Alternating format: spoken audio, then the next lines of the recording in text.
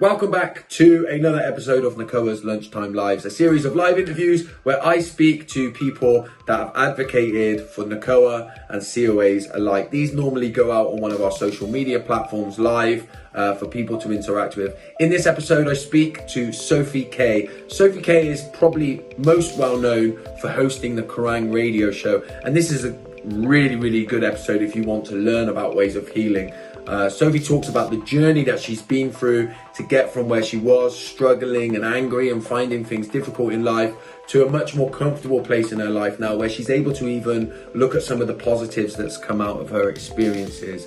As I say, if you want to learn, grab a notepad, grab a pen. There's lots that you can take away from this one. It's an incredible interview. It originally went out live on our Instagram, and I really hope that you enjoy it. If this is the first time that you've ever been here, then please do make sure that you subscribed and you've turned on the notifications so you know each and every time that we post a new interview. Ah, perfect. Hello! Okay, I good. hope my signal is okay because my Wi-Fi's gone down today and I have no phone signal in the house, so I've had an absolute mess. So sorry I'm a bit late. Okay, no, you're all right. And at the moment, your signal looks okay. I can hear you, so that's the main thing. You might be a little bit pixelated, but we're good. So how are you doing? Good, thank you. Other than the nightmare of the Wi-Fi, how are you doing? I'm all right, yeah. And we live in a world today where lack of Wi-Fi is close to the sort of like end of the world, right? Oh my God, yes.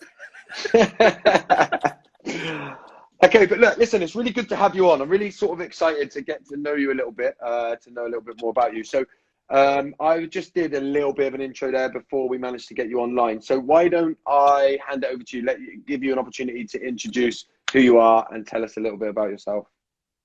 So my name's Sophie, I often call myself Sophie K, and I am a presenter in the world of rock and metal. And so I do the breakfast show on COAisathing Radio. I work for Absolute Radio, done bits and bobs here for Radio 1, and write for COAisathing magazines, do all kind of stuff in the world of rock. Cool, yeah, good. I used to be an avid buyer of COAisathing magazine when I was a little bit younger.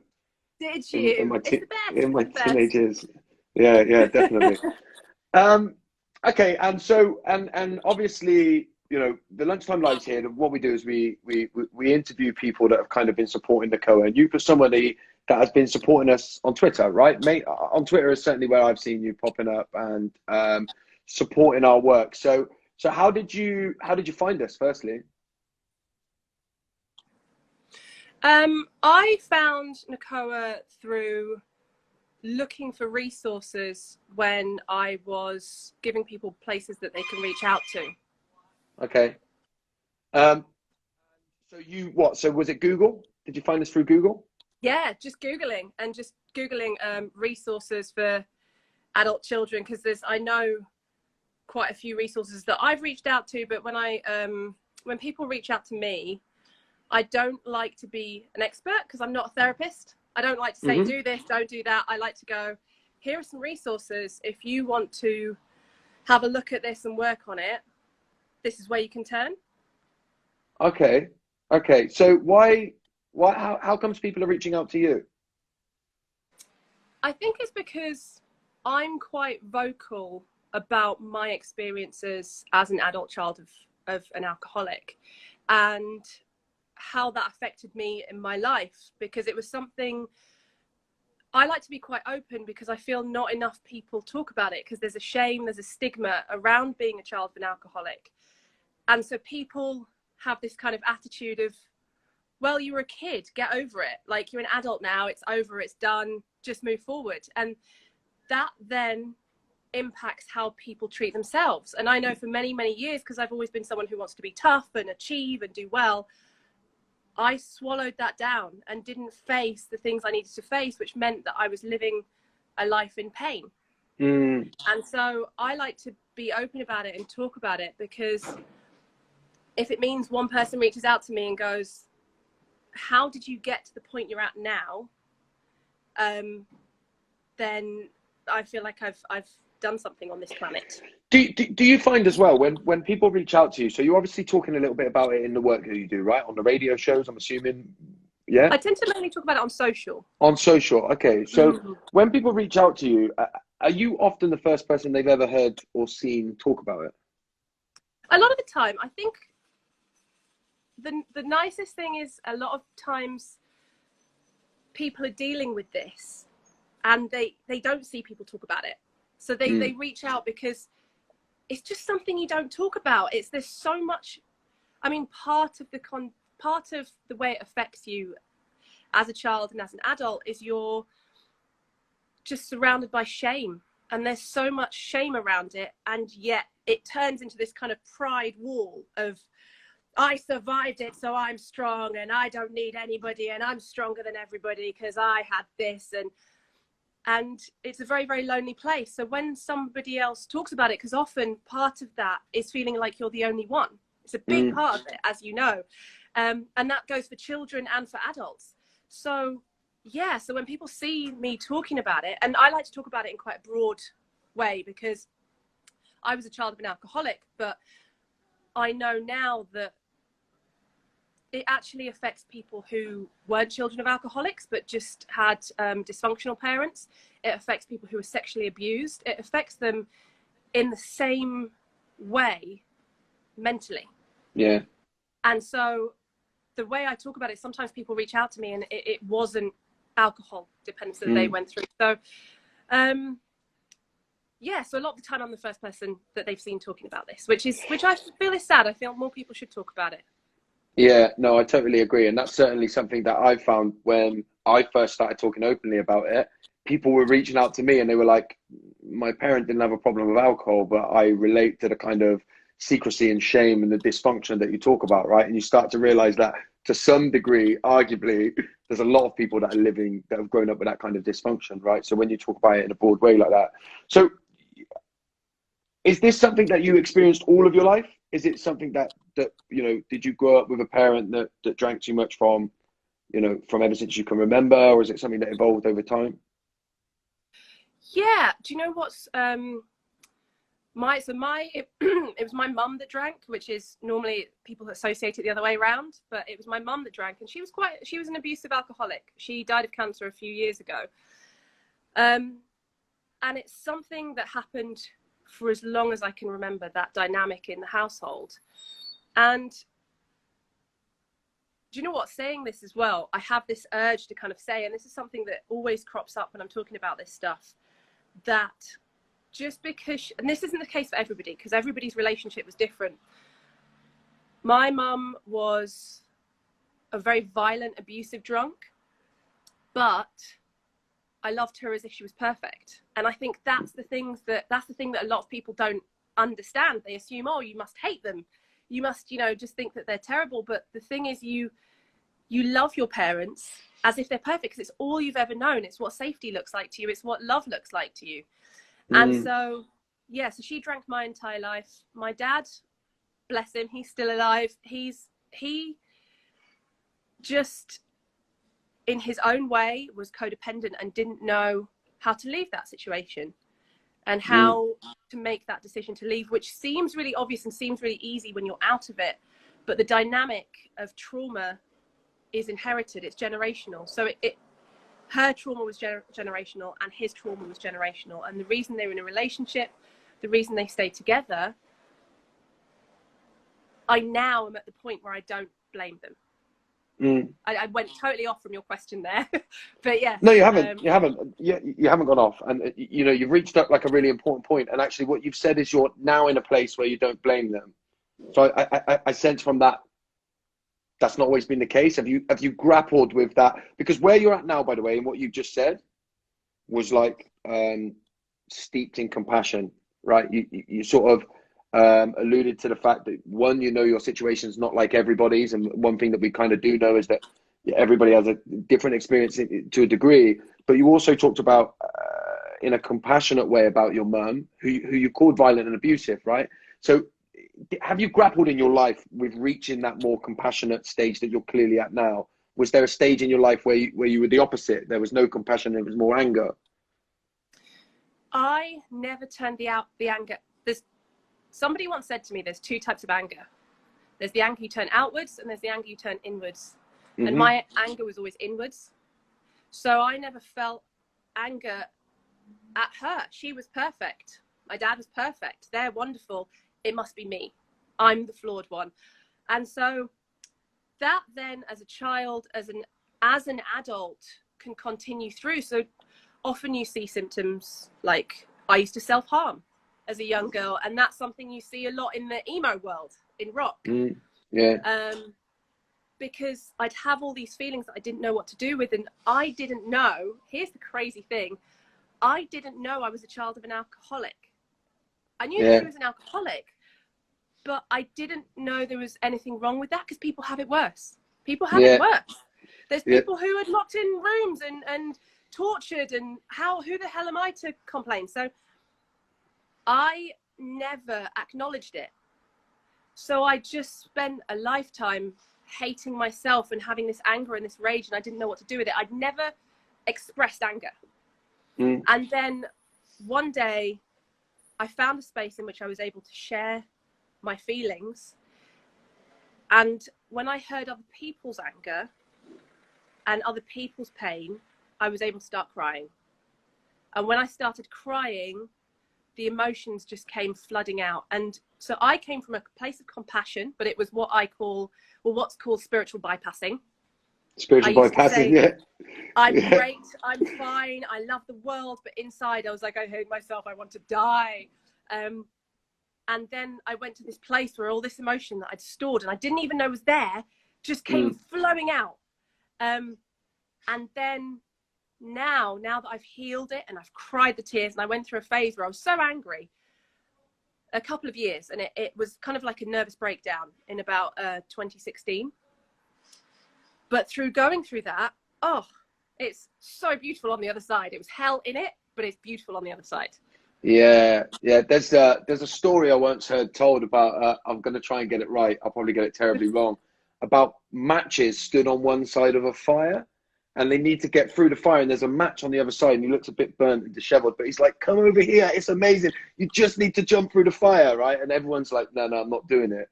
And then eventually this one match jumps through and he gets a bit burnt and disheveled, but on the other side he's like, this is it, you just have to go through that bit of fire, right? And I think that, I don't know, that just came up in my head when you were talking about the way that you did, because I did very similar things to what you're talking about. So when I walked into Nacoa like 5 or 6 years ago, whenever it was, I walked in as somebody who had struggled with alcohol and like my own fits of rage and all of that stuff, right? But I had always said, my dad died when I was 9, but he drank a bit too much. There was always food on the table. Yeah? He was a good man. He just sometimes drank too much. I didn't think I was the child of an alcoholic in any stretch of the fashion, yeah? And it wasn't until I'd done the training with Nacoa, then I was like, no, I am. This is me. I'm here because of me, right? And I think I did the same thing with the anger in terms of, I remember saying to Hillary, who's the CEO of Nacoa, I've never been angry at my dad. And then I realized I'd been fighting at football for years, right? And what I had done is I didn't want to place the anger towards my dad, right? Because that was too painful to bear. So I turned it a bit like you inwards, but then it had come out of me in fits of rage as well. So that Mine really came out in resonates. metal. Yeah. Do you think that's quite popular in the metal, right? Because I was heavy into I was a bit more like punk, like no effects kind of music, yeah. But that like lots of shouting, lots of like chaos and stuff like that, and like mosh pitting when I was younger. Do you think that's quite a common thread that people go into that kind of thing? I think if somebody did a study of how many children of childhood trauma or adults of childhood trauma are in rock and metal versus any other genre, I think rock and metal somebody would be like, oh crap, yeah, we have a problem here, because there was so much anger in me and so much pain. I didn't know how to release it. And yet I could listen to artists. I mean, let's face it, Corey Taylor, the lead singer of Slipknot, is from an abusive childhood. Yeah. Chester from Linkin Park was from an abusive childhood. And Machine Head, there's all these bands, and these are the ones who have spoken about it. And not many people speak about it. No. And you talk about Chester Bennington, right? I just had a big thing tattooed of him on my leg, right? And it came from the song Crawling, yeah? I used to love when I was a teenager, right? And I would sing the lyrics all of the time and I would shout them like he did. And it wasn't until I started, like, I'd been through, like, part of my healing journey that I started to listen to the Crawling version where he slows it down, right? Chester kind of relaxed a lot more in his, like, you know, in the run up to what happened to him. And I heard the lyrics. And when you listen to the Crawling in My Skin lyrics, right? These wounds, they will not heal. Every single lyric, I was like, this is why I resonated so much, right? With Chester when I was younger, because he was saying the things that I was experiencing as a child. And I think music's so important. Good to see Tony Adams is in here as well. Tony, I'm just saying hello. So yeah, music was obviously a big part for you, right? Did you have anyone, by the way, when you was a child, did you have anyone in your life that spoke to you about what was going on? So I was lucky because I had little pockets of safety, which have helped me have that little bit of sanity today.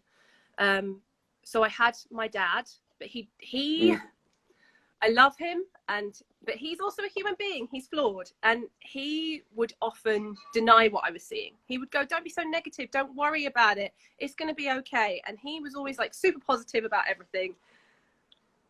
So he I couldn't really speak to about it, but I could go to him for just to feel like someone cared about me. But my grandmother, my paternal grandmother, so when I was quite young, my parents moved out to Uganda in East Africa, which was very, very isolating from the ages of 10 to 16. And I was heavily, heavily bullied. But my paternal grandmother was always back in the UK. And I'd lived with her before I went out, and I lived with her after I went out. So she wasn't there for a big chunk of my life. But I knew that she cared. And I read a study somewhere that said all it takes is one person to show they care, and it can be a teacher, it can be anyone, just anyone to show that they care, that can help you stay grounded. It's lit. Like I don't think people realize the impact, because I think you know, with the ways that I went, particularly when I was a child, my mum, who, like you, I love very dearly, very close with my mum, but through her fear of me growing up to maybe hate my dad or to think badly of him, she would always only ever say, "Your dad was a good man. He just drank too much. You know, it wasn't his fault. Don't think bad of him," and all that kind of stuff. So, but obviously, that bypassing stuff just meant that I never got to have my other feelings validated, right? So I went through my life never knowing that they were valid, that I was allowed to have them. And I thought life, you know, you had to exist in life being somebody who always looked at the positives, right? And never kind of admitted some of the difficult stuff. So I think, you know, when you talk about knowing that your dad was there was vital, but then so powerful when you talk about how your nan created a space where you knew that somebody cared, right? Yeah. It's amazing, because over time I did go through an angry phase at her, because she's not around now. But when I was going through my angry phase, I was angry at her. I was like, "Why didn't you take me out of this situation? Why couldn't you?" Sorry, it's so noisy outside. Why didn't you save me from this? And I was thinking, why didn't anyone help me in this? Why I shouldn't have had to save myself. This should have been these other people. But again, I had to experience that anger to find the love and forgiveness on the other side, to go, "Hey, you're human, you're flawed too." And a big part of that was learning that I have complex PTSD. I don't know if that's something that you talk about a lot, but complex PTSD, I don't want to patronize you because you probably already know about this, but for anyone who doesn't know, tell us, for anyone that doesn't. Complex PTSD, we know PTSD, we've heard of PTSD. It's where you take somebody and you put them in a situation, either in war, in a situation where they've had a terrible accident, or they've been sexually assaulted. It can create PTSD, and as society we accept that. Imagine taking a brain that's fresh and raw and growing and marinating it in trauma in a situation where the only thing a child needs is to know that it's safe and not going to die. And that is why a child will often believe that their parent loves them and admire them and put them on a pedestal, even if they're treating them terribly. It's the same with dogs. Let's be honest. You can beat a dog and they'll still love you, because they have to believe that you love them to survive, because otherwise they will die. They will give up. And so in living in that trauma, they're learning that they're wrong. They're learning that they're broken. And then what ends up happening is something called complex trauma. So it means that even now, even though I'm well, I can still have flashbacks. And it's like a PTSD flashback, but PTSD flashback, you can see it. You've just heard a loud bang, you thought it was a gunshot, you're in this state. It's a lot more easier to see and diagnose. But complex PTSD, all of a sudden you'll just start feeling wrong and broken and flawed and lost and small like a child, and maybe start hating yourself or sending anger outwards. And to spot that you're in that mode is so hard. It's so hard. And that's why it's so important to build up a network of people who can see that. My trigger is normally romantic relationships. That's like a big trigger for a lot of adult children alcoholics. Won't go into the Freudian side of that, but it means that like something can happen and I can just go under, but unless I stop it and bring myself out of that, I just go further and further and further. And then often a lot of people will go into suicidal ideation. And that's the dangerous part. And I have that propensity to go there. And it takes you back to a flashback of a child of when you just wanted to die because you were in so much pain. Because we forget that children feel depression. And that's why I actually don't remember a lot of my childhood. It's deleted. And people say, oh, it'll come back to you, go to therapy, blah, blah, blah. It's not there. No. It's completely gone because I didn't form those memories. And so when people say, do you remember this when you were 7? I'm like, no, I have very few memories. And so finding complex PTSD, there's a writer called Pete Walker who, if I could have a cardboard cutout of him in my flat, I would, because I think he's an absolute genius. Yeah, he is, And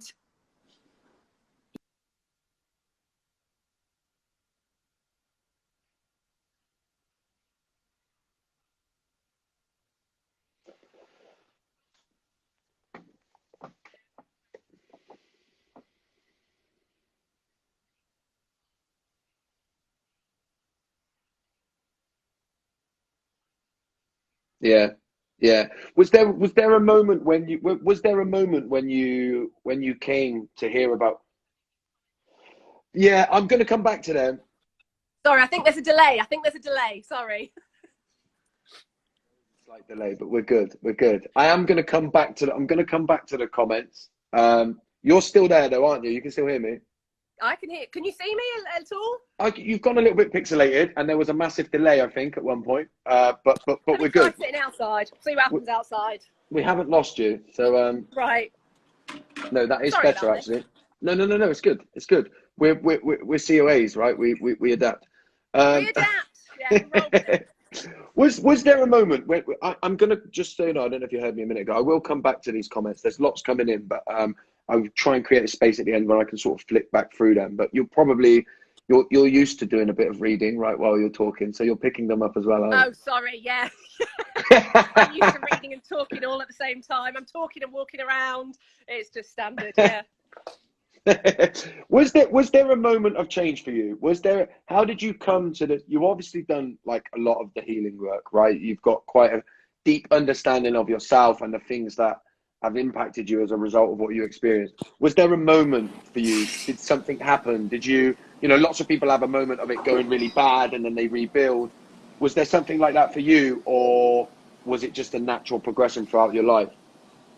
The biggest gift I was ever given was a nervous breakdown. Yeah. Because I was so tough. I was so tough. I cared for my mum when she had cancer. I remember once going into in the hospital, and she said to me, Sophie, how are you ever going to expect anyone to love you when you're so fat? And like, that was just the kind of normal thing she would say to me. So this was on a daily basis. So I cared for her through cancer. She died, went through all of that. Her family were a nightmare. I didn't cry. I cried maybe twice. I went straight back to work after 3 days. And I swallowed it down. I drank. I didn't become an alcoholic, but and there's nothing wrong with that as long as you're facing it. But I did have an unhealthy relationship with alcohol. And I just continued forward. And then I fell in love one day. And I thought this person would save me. I thought this person was like my answer to everything. I thought, you know, they're a wonderful person. And when it ended, I broke. I absolutely broke. And at the same time, I was seeing a therapist. And this therapist had no idea about being an adult child of an alcoholic. So this therapist kept getting me to open up and kept saying to me, you've got to trust more. You've got to open up more. You've got to give this person an opportunity. So I did that. Turns out I had zero boundaries and I was dating a narcissist and it went terrible. So it ended in a nervous breakdown. So I had to go to I went to this recovery group. Now, I never, ever would have gone to a recovery group. I was far too proud and far too strong. Don't you know who I am? I'm stronger than everyone. Blah, blah, blah, blah, blah. Went to this recovery group because I had no one else to cry on and I've got no family. And I spent 3 months just crying. And the kindness that people showed when I was at my worst and I said thoughts that I would never say to any of my friends, to anyone. These thoughts of self-hatred, these thoughts of hating the world, that I didn't belong. One of the things that I used to say all the time was, I don't belong here, I don't belong here, I don't belong here. And I meant in the world. And I could say that in these spaces. And not only people would come to me and say the same thing and say, I identified with you. And I expected them to all come up to me at the end and go, oh God, you're a whingy, horrible person. Oh God, you're dull. And they didn't. And they just showed me all this love. And through that, because I'm a perfectionist, that was my thing. Of course, yeah. I doubled down on reading about this and studying this and learning about it. And I thought, I'm just going to get through this and just learn it quickly and just get over it in a year. And but it was a long process, and it took years. And what I've realized is, I thought that maybe I could get over this, whatever that means. But I've realized that this is actually part of me. Yeah. And it means that it's not my fault, but it's my responsibility to manage. Yes. And I have to manage it on a daily basis, on a weekly basis. I have to spot when I'm going into flashbacks. I have to look after myself. If I see that my flat is turning into a mess and I've not been drinking water, I know I'm heading into a flashback. Yeah. If I'm not doing simple self-care like water, food, then it's time to sit back down again, go back to zero and look after myself. And that stops me from going too low. And a big part of that was building a community of other people who understand what it is to be a child of an alcoholic, so that I can speak freely with them. Because something Chester from Lincoln Park said in an interview, he said, these are dangerous streets to walk alone. Yeah. And it's true. So the first thing I have to always do is reach out if I'm going into the bad place. Yeah. You know what? The one thing I talk about that I have to do in my life today is, one, find people around me that I can do that with, that I can go and I can say, here's where I am, here's what I'm doing. When I'm in that, when I've gone into that state that you talked about. Yeah. And the second thing is, like, my healing journey has been a series of, I say, coming out. So when I fall into that space and I'm there, and you talked about the house goes untidy, and for me, I start eating like crazy because I've stopped drinking. Yeah. So I've got no addiction. I've got no addiction problems, but here I am eating 2 tubs of ice cream and then feeling desperately shameful about myself before I go to bed, right? And all that kind of stuff. I need to make sure that I can find people that I can come out to and go, here's where I am, here's what I'm doing, I need to get back. right? And is there processes that you have? Do you like of basics that you go back to in those moments? Yes, my thing is, so I found a 12-step group that wasn't just for families of alcoholics, but for children. Yeah. And I don't like to break anonymity, but there's groups out there. If you want to look for it, do look for it. So my first thing is go to a meeting, find help, reach out to my fellows, reach out to read Pete Walker's Steps of Management. That's a big thing. And do you know what? I say this, and I would say right now, if I could take this away, would I? I mean, yes, it's awful, but do I benefit from it? Yes. Yeah. Like this is the hardest thing I had to learn in my recovery process was whether I like it or not, however it happened, this is who I am. Yeah. This is who I am. I am riddled with trauma and anxiety and insecurities and all of that kind of stuff. But hey, I'm also a perfectionist, and that's made me extremely successful. I've managed to become the first Black female in rock who's presenting on stations like Absolute, like Kerrang. And the only reason that is because whatever anybody said to me along the journey wasn't as bad as what my mum said. I can handle this at work. Yeah. My mum was vile to me, and I had to keep a straight face, because if I pulled a face or did anything, she'd double down on her efforts. So in a weird way, I've learned to it's part of me loving myself has also been part of me loving my trauma, which was loving my inner child. Yeah. So you've done the inner child work as well, right? Where you've gone back in and sort of reparented the inner parts of yourself, or you're reparenting them in the moments when it's needed. Oh God, yeah, I hated it. In the big moments of your career, right, that you can, like, clearly, and I love what you're saying here in terms of being able to take some of the real positive stuff out of what you've experienced, right, that have helped you in your career. I did a bit of snooping, by the way, this morning, and I was like looking about you online. In the moments when you did like the big things in your career, you presented at Kerrang, at Download Festival, right? You did one of the stages. Was that right? Yeah, Kerrang run we have a Kerrang stage, or the Kerrang Avalanche stage. So yeah, I hated it. Oh my God, I hated getting up on stage at first. But through actually healing my inner child, I can now get up on stage, which is I couldn't do 5-10 years ago. Yeah. Because one of the things that I've done, like throughout my healing journey, was at the beginning, I like did this thing where I was like, I'm throwing every single part of myself in the bin, right? I hate that I need to make people laugh and that I'm this showman who, needs validation from everyone. I threw it all in the bin and I said, I'm never doing it again. And then over time, what I started to realize is it was a part of myself. It may have been polarized back then and I was overusing it, but actually it's a part of myself that I can tap into and I can use, right? I can now get on stage and do some of the work that I do when actually I'm actually quite introverted. You get me in person on my own and I'm like, I'll go to the supermarket and I'm paranoid I'm going to see someone that's going to say hello to me, right? Because I just want to be on my own. So I can tap into those other parts of myself. And I think that's, I love what you've said about being able to, you're very, very good. What I've taken from what you say, you're very good at talking about the gray areas in between in this, like acknowledging, yes, this is bad. I'm not saying it's bad. And not but and here's another piece that I can take from that.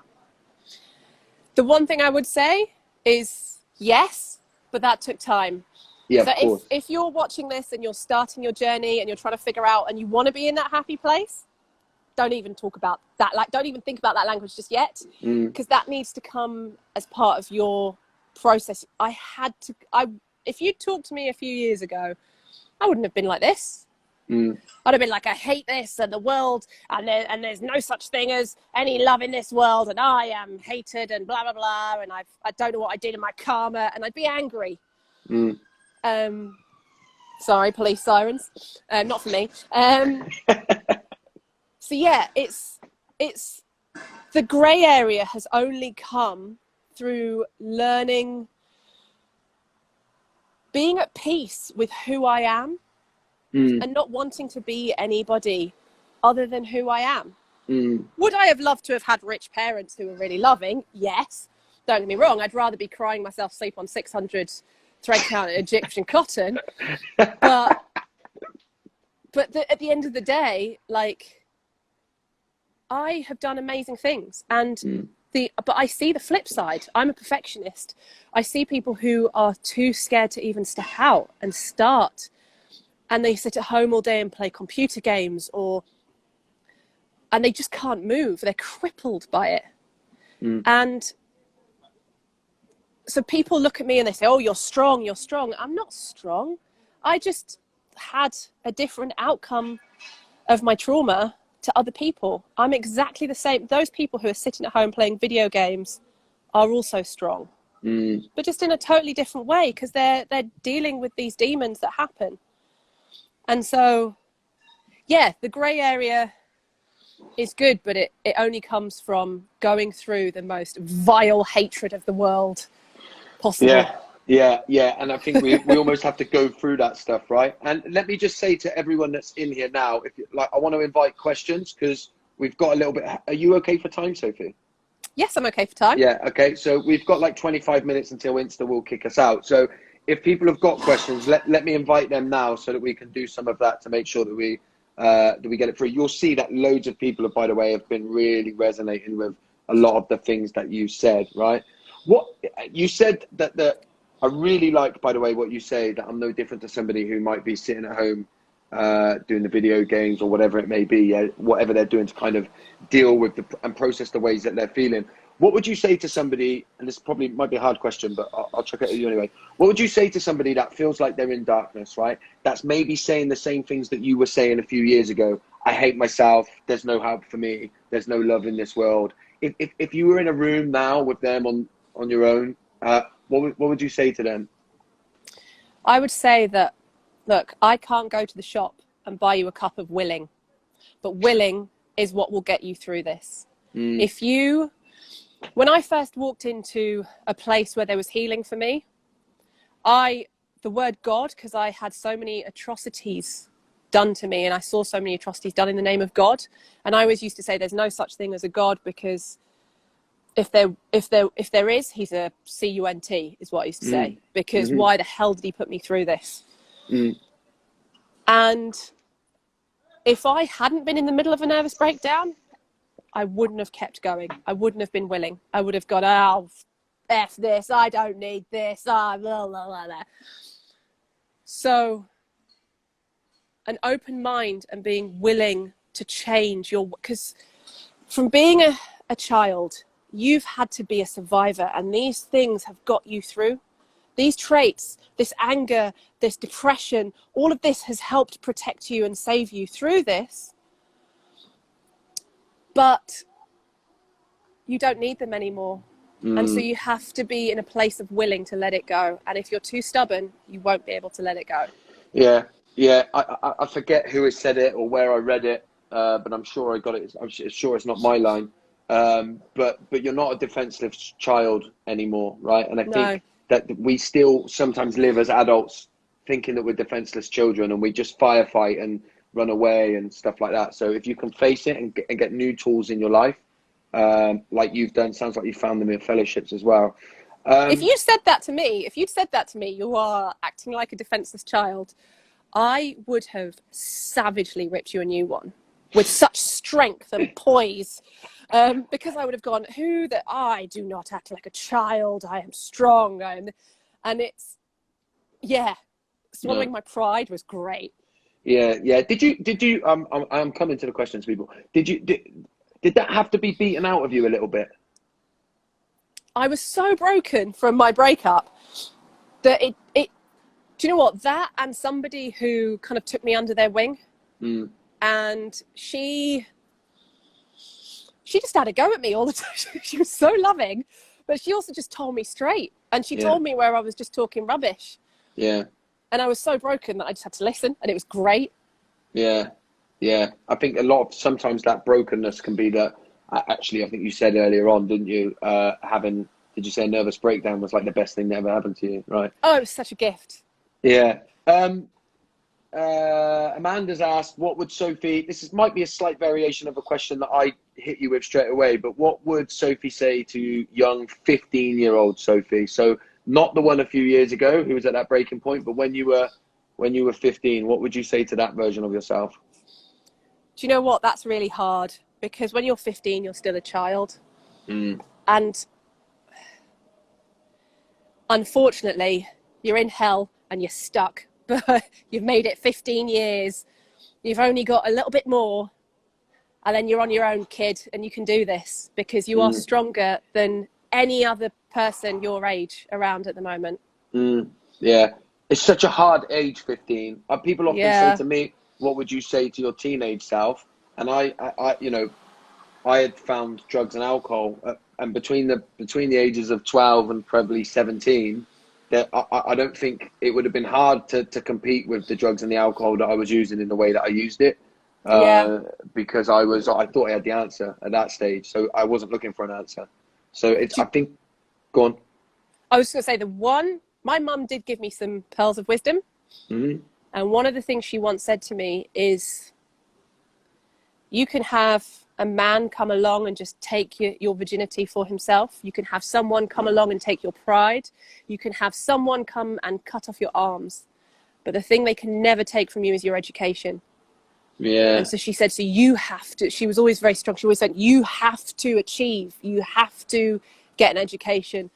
And my education did save me in a lot of ways. Yeah, there's so many powerful things that have been said in this session, by the way. Here's just asked a good question. Have you had a journey in music, as in tastes or artists, that was in parallel with your healing journey? So as your music tastes evolved with your journey? Interesting. I would say before I was healed, oh my God, I listened to some heavy stuff. Some stuff that would melt people's faces. And I guess that was in parallel with that journey.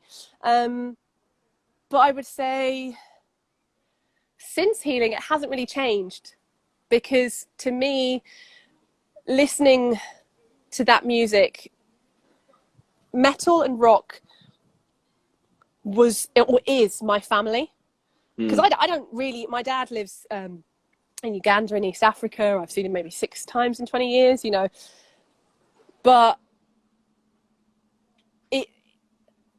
rock and metal was my family. It's the place I can go to feel safe. And so even though the music is dead heavy, I'm probably not as into the most extreme anymore, but I will still always feel safer walking into a rock or metal space than walking into any other space in the world. Yeah, it's that one space where you feel you, right? I suppose that you connect a bit in that way. Yeah, rock and metal is just, it's the place the outcasts go to feel loved and accepted.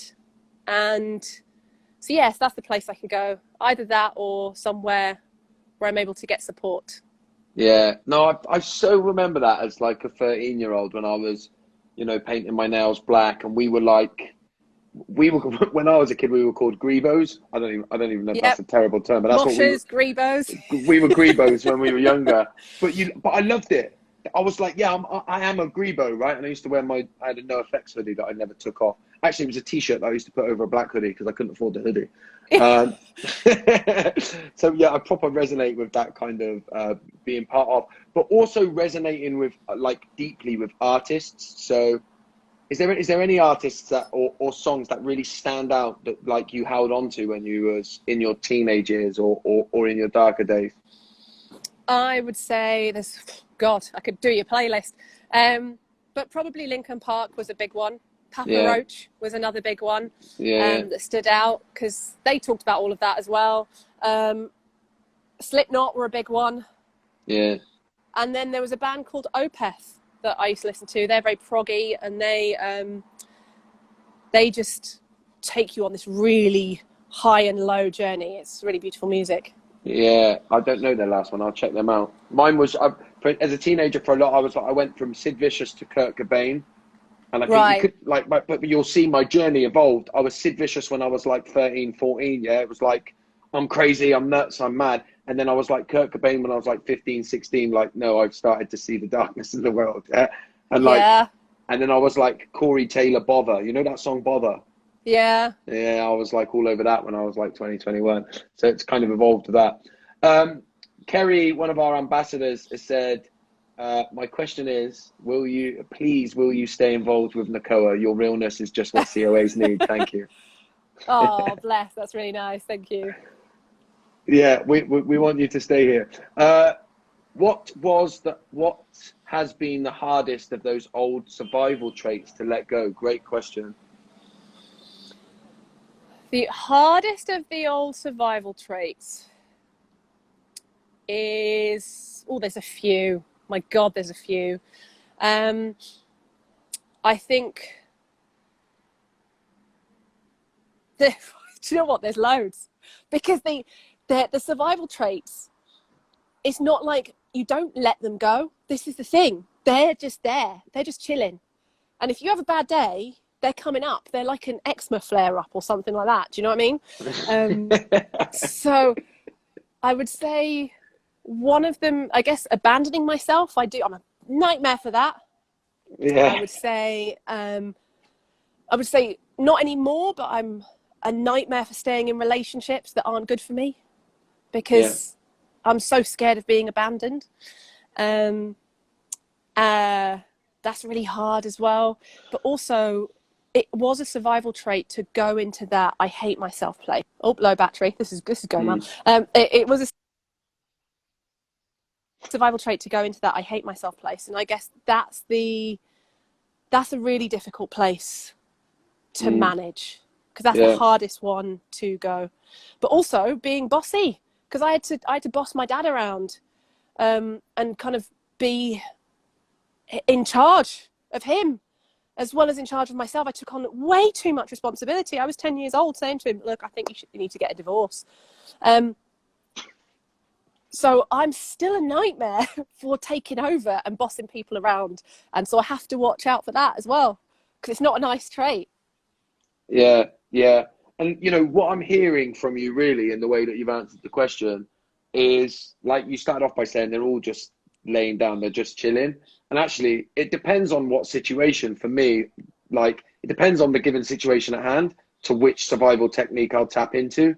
You know, I'm a sucker for going out and get external validation, you know, like, love me, show me how good I am, tell me, let me do something good, and then you can all tell me how great I am. You know, even the way that I use my social media, yeah? Like, people talk about going on there and putting a topless picture to get validation. I don't do that because I ain't got it in the locker, but I'll put up a quote and then watch that get likes and it be all like, you know, and I'm like, yeah, I am good, I am lovable, yeah? So I think that's one that really comes up, like, for me. Anything really to abandon myself, right? Which contradictedly is through fear of abandonment. I abandon myself. So yeah, I relate 100%. To do you think it's possible to recover without tricky question maybe?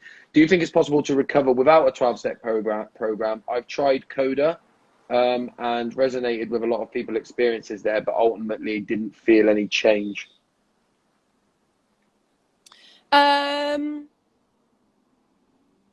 It's a good question. Of course it is. There must be. There's therapists. There's all sorts of people out there. For me personally, being around adult children I'm trying to figure out the anonymity. So there's lots of different fellowships, right? And the one that you went to has really worked for you. There are. Yeah. Yes, the other ones didn't work for me because if I'm told what to do, if I'm in a bossy situation, I get these spikes that just stick out of me. I'm like, you will not tell me what to do. I do not need a sponsor. I don't need any of those things. So being in a fellowship that's designed for adult children of alcoholics made the difference for me. Yeah, and I think that's how I recovered. And it's the reason it worked for me is because therapists are bloody expensive.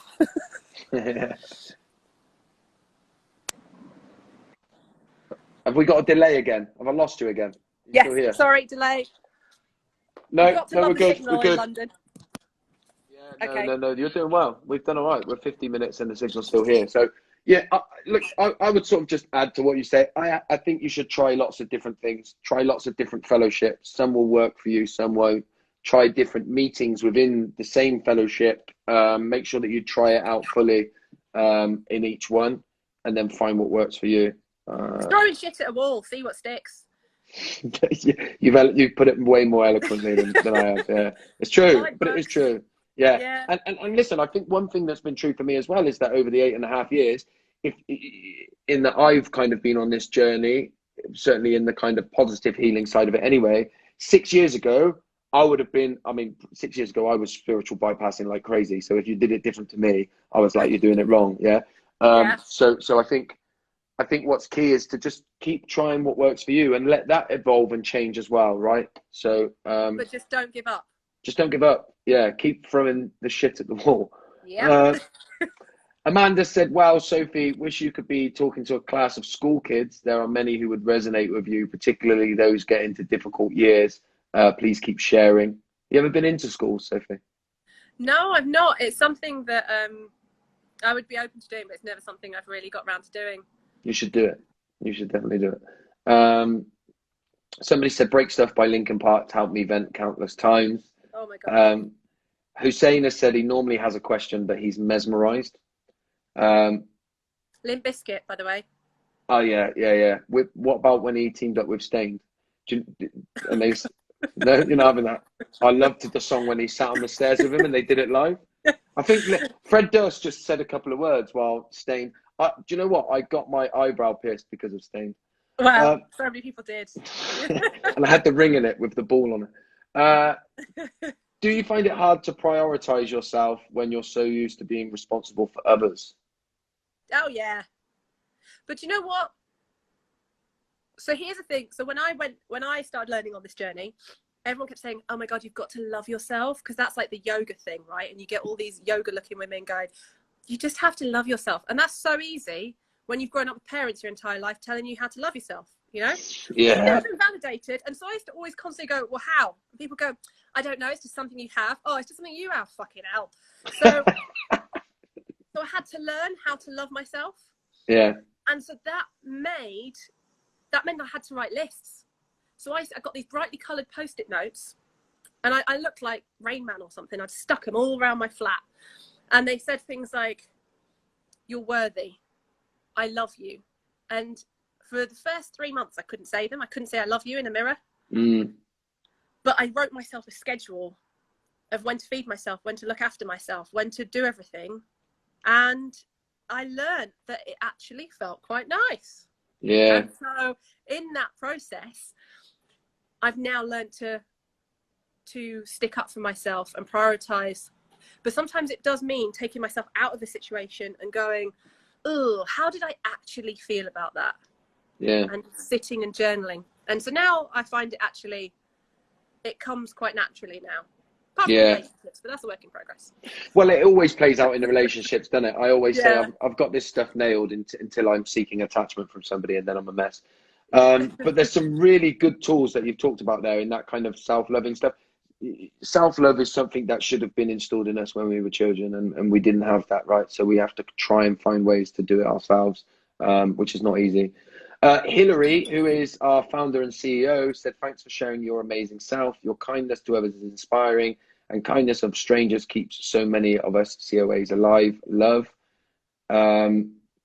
Hussein, who helps us run the training, we go out and give training to police services, teachers and stuff like that. Hussein saying you'd be a good addition to that. I don't he's right as well. Kerry said that liking herself is more my goal. And somebody said, I'm a Post-it human too. Got them up everywhere. I did a lot of it as well. Go on. I was going to say, the key to liking yourself is changing your inner monologue. I didn't even know I had one. And when I've said this to people, they've gone, what are you even on about? You sound, and I used to go, there is a voice in your head talking to you at all times. And recognizing what it says, like one of the things I used to say a lot of the time was if I did anything wrong, if I put the wrong tea bag in a cup, I'd go, oh, for fuck's sake, Sophie. Yeah. And sometimes I'd say it out loud. And the worst thing was, one day it clicked that that was my mum. Yeah. She used to say that to me all the time. And Yeah. I'd internalized that voice. I'd look in the mirror and say, oh, you're too fat to wear that. Oh, you're too ugly to do that. Oh, you know, and I'd be constantly at myself. And the biggest part about learning to love yourself is stopping that critic. Yeah. Have you ever heard of internal family systems? Well, is that where you talk to all the different age children?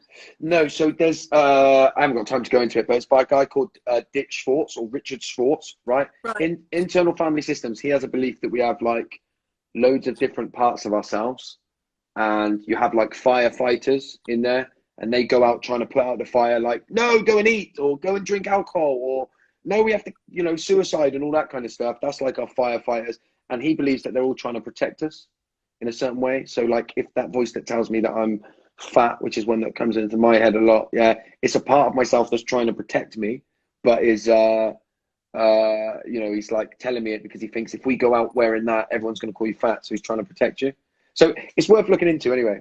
It's something I used to go through a phase where I tried talking with love to all my different voices, and I actually had a therapy session with Pete Walker in a really bad point. Did you? Yeah. Yeah, and I had an hour with him, and he was like, well, what are you doing with your critic? He was like, your critic is essentially your parent, just still on your shoulder. And he said, sometimes you just got to shout at them. Yeah. So now I go, oh, will you stop? Will you just give me 5 minutes? And I must look insane. Will you just give me 5 minutes? And then I carry on. Yeah, and it makes sense when we talked about that defenseless child stuff at the beginning, right? It makes sense that you're not a defenseless child now, so you're able to use your will. You're able, if you were that child in that situation again, and your mum was saying that, you'd be able to go, "Don't speak to me like that. I don't deserve that," right? Yeah. So it's that stuff. Have you heard of Gabor Mate? Yes, Gabor Mate is amazing. Yeah, I did a workshop with him last year. I'm going off on a tangent here, so I want to remember that we're doing this for the people that are watching. Hillary has said she's joining voices with everyone to say that Nacoa needs and loves you. Katie said, appreciate the chat. Thanks, guys. Pete said, I'm a for fuck's sake too. Trouble is, I've started saying it to my 4-year-old son, which is right. Yeah, and then he's put the monkey face like that, where he's going like that. Thanks, anxiety. So yeah, it does. We pass our traumas on until we're able to kind of do that. I know that as a parent myself. Look, Sophie, we are coming to the time when Instagram will check us out here. Sure. I do like to ask one question. We've probably covered it a little bit in everything that we've said before this, like in the questions that we've done. Firstly, I just want to say thank you so much for coming on here. I had no idea, really. I didn't know much about you or anything, right? That's why I did a bit of Googling earlier. I had no idea where this was going to go. I think probably more than anything we've ever done, there's so much that people can actually take away in action in what you've said, right? Because you've clearly sort of done a lot of the work. So that's amazing. So I just want to say that I'm really grateful for you taking time out of your busy life to do this with us. It genuinely means a lot. This goes on YouTube as well, stays on our Instagram. So people will it will become a useful resource. The last question I want to finish by saying, by asking you is if you could talk to children now, young children that might be in a similar situation to what you were in, what would you say to them? I would say, don't be ashamed. You've got to talk, you've got to trust, you've got to feel. And if it doesn't feel right to do that, but if somebody asks you how you're doing, you haven't got to do anything. But if you can, try and reach in your heart to be honest and open about what's going on, because it's not your fault. And even if you love your parents and you want to protect them, it's not your job to protect them. So just be honest, and then actually, if you're honest, someone might help them. Yeah, incredible, powerful. And obviously, what we would always say is if they are that child, they can contact Nacoa and have somebody that will listen and do that for them. Sophie, this has been incredible. Everyone's sending you lots of love. I'm sure you can see it all coming thanks, in. And everyone. They're really, really grateful for them. I think you're going to get dragged into even if it's screaming and kicking, you're going to be dragged into the Nacoa ecosystem now, which is great. Look, and we just, as I say, we really appreciate you taking the time. And yeah, so thank you. And hopefully we'll see you again soon. Thanks for all the work you're doing. It's needed. People need to speak about this more. For sure, for sure. Thanks, Sophie. All right, take care. Bye. Take care of yourself. All I can say is, wow. We'll see you again. We're back next week, by the way, with Jane, author of Lockdown Now, and look forward to that one. It will be just as incredible as this one was. Take care, people.